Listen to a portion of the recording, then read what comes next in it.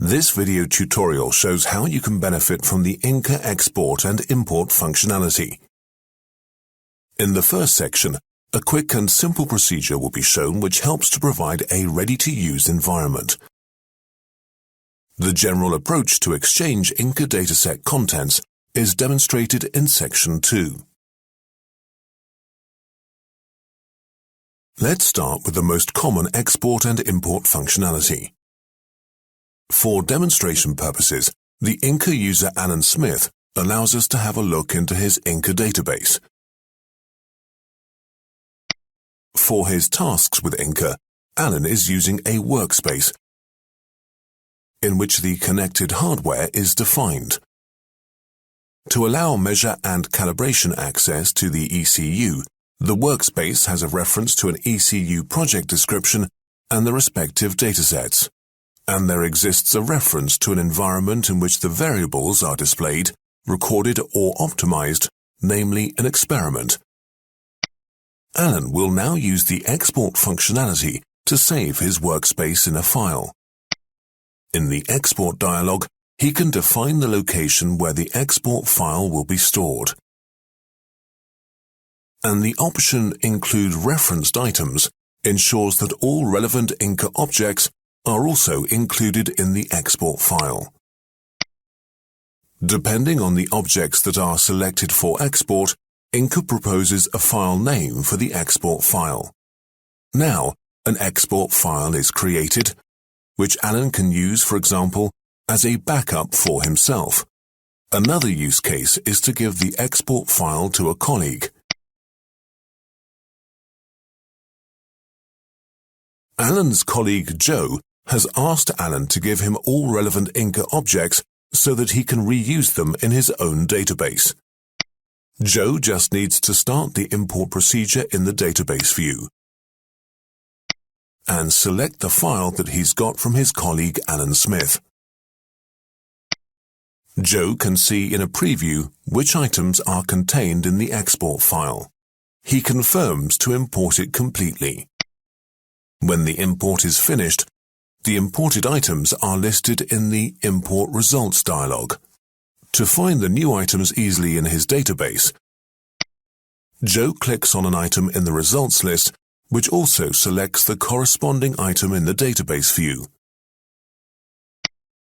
By using the Include Referenced Items option in the export, all relevant contents are included, which results in a ready-to-use environment. As you can see, the folder structure created in Joe's database is the same as the one in the original database of Alan. Although Alan did not export a folder, you can see a folder for the import items in Joe's database. This was created by Inca because Inca always needs a folder for database objects. Now, Joe wants to prevent that an additional folder will be created, which could make the database structure confusing. Therefore, Joe creates a special folder which he will use for future import sessions. He starts the import process again, this time by using the respective icon, and then activates the checkbox Import in Selected Path. Joe just received another export file from his colleague David Taylor, which he wants to import. He checks the contents of the export file in the preview, but this time, Joe decides to exclude the object called Bad Experiment from the import. Another successful import into Joe's database, and the imported items are located underneath the folder selected for the import, which keeps the database well organized. Please note, obviously the export file from David comprised a folder, and thus a subfolder was created in the top folder selected by Joe for the import. In the second section, we will see how to exchange an ECU project description and datasets with another user. Let's go back to Alan Smith's database. It contains a separate folder in which an ECU project description is stored. The ECU project description contains the description of how to access variables in an ECU. When reading in a hex file for the ECU project description, Inca creates a dataset or even master dataset. For calibration, usually copies of the original dataset are used. All datasets belong to the same ECU project description. This combination of an ECU project description and datasets is called a project. Now, Alan selects the ECU project description for export.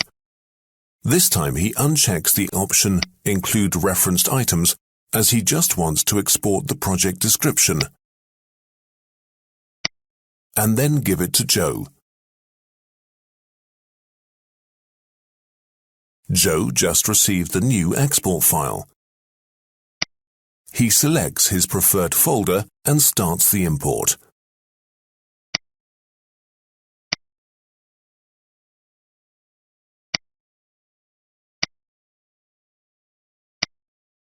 As expected, the file contains just one item, as no references were included during export. Nevertheless, besides the ECU project description, also the datasets were contained in the import, as these belong to the project exported by Alan.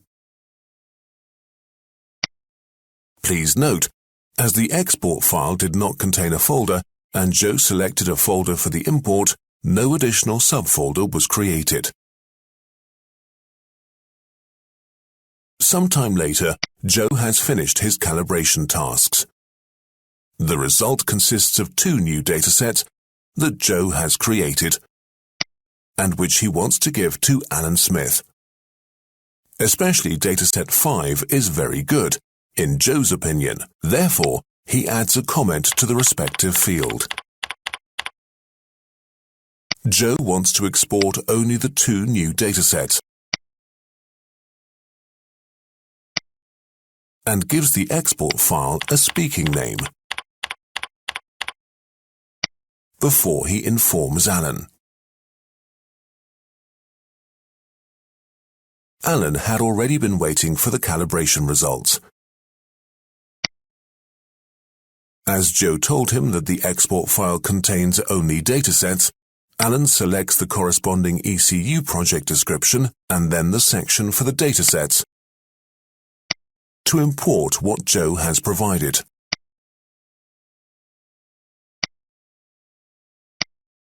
Alan can see that Joe sent two datasets and that these belong to a project called ASAM2 description file. Alan just wants to get the latest dataset variant and confirms to import it. As a result, you can see that the dataset is imported, including the comments added by Joe. Having the comment attached to the exported objects is just one advantage. Additionally, when exchanging datasets via export files, you can have several datasets within one file. Moreover, Inca can indicate whether a dataset matches the selected project. Please note that this functionality depends on information which is available in the ECU project description and hex files and requires that the Inca user option Online Dataset Check is enabled. This video showed how you can benefit from Inca's export and import capabilities. First, you have seen how simple it is to export database items and provide a ready-to-use environment for a colleague.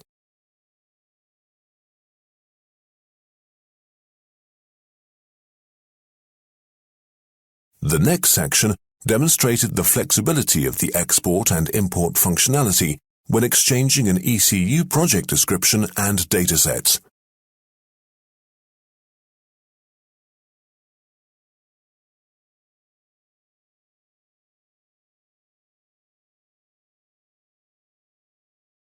A separate video tutorial shows additional specific tips and tricks for the export and import functionality.